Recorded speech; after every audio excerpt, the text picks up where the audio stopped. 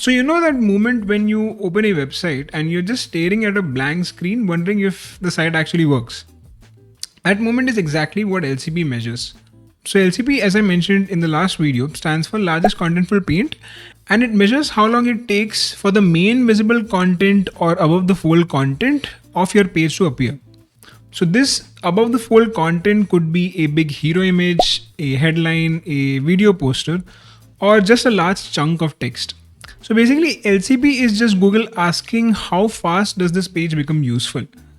The browser tracks all the large elements that render in the viewport, and whichever largest element finishes loading the last, its render time becomes your LCP.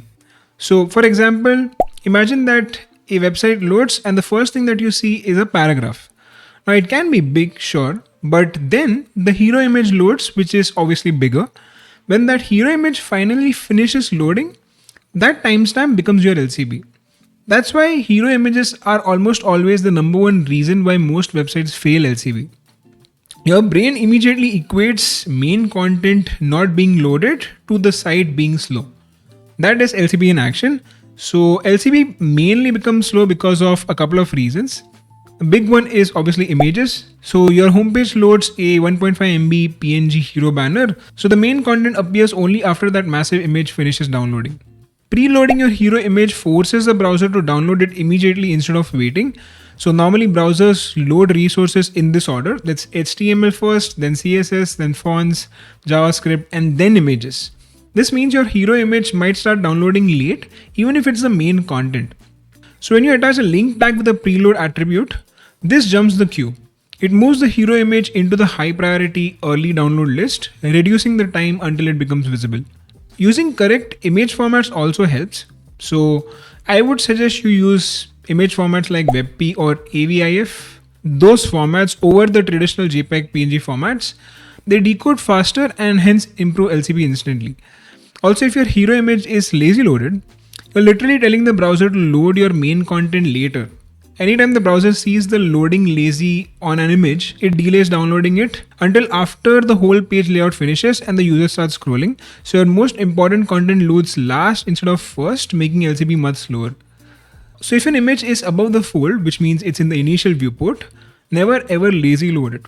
Lazy load everything below the fold, but if it falls in the initial viewport, do not lazy load that. The second major culprit for your poor LCP would be CSS. So browsers can't paint final layout until CSS is downloaded and parsed. If you have multiple CSS files, large CSS bundles, the browser waits for all of them before it can paint the LCP element.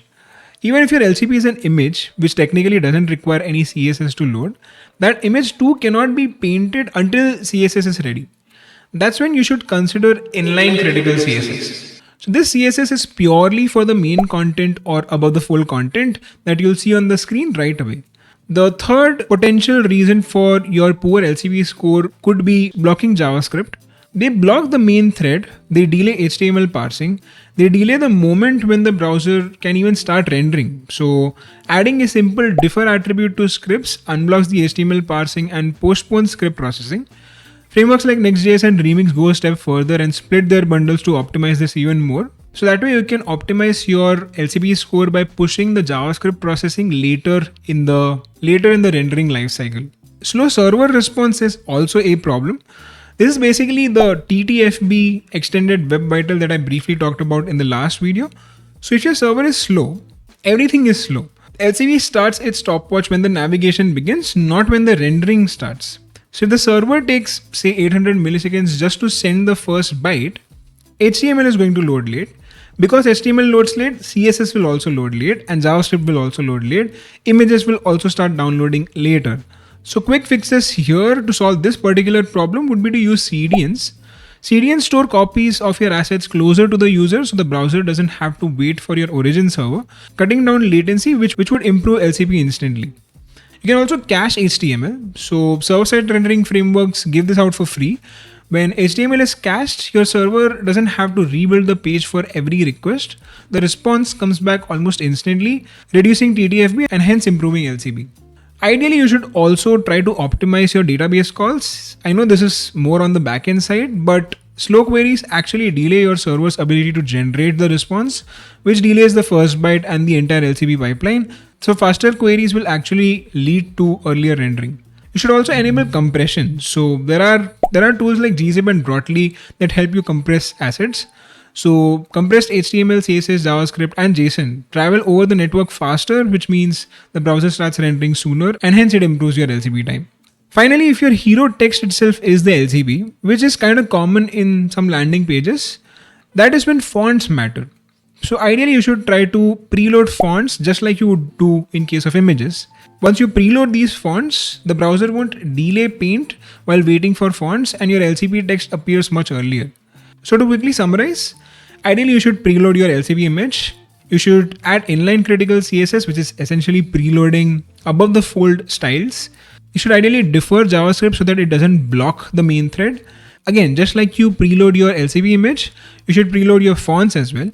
You should use more web-friendly image formats like WebP, and you should also try to improve your server response time.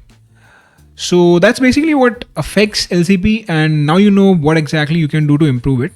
In the next video, we'll cover INP, the new interaction responsiveness metric, which had replaced FID. So if you found this helpful, do hit the like button, and I'll see you in the next one.